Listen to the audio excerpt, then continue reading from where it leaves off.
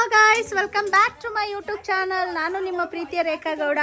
ಬನ್ನಿ ಗಾಯ್ಸ್, ಇವತ್ತಿನ ಒಂದು ಸ್ಪೆಷಲ್ ವಿಷಯ ಏನಪ್ಪ ಅಂತಂದರೆ ನಿಮ್ಮ ಹತ್ರ ಶೇರ್ ಮಾಡ್ಕೊಳಕ್ಕಿರೋದು.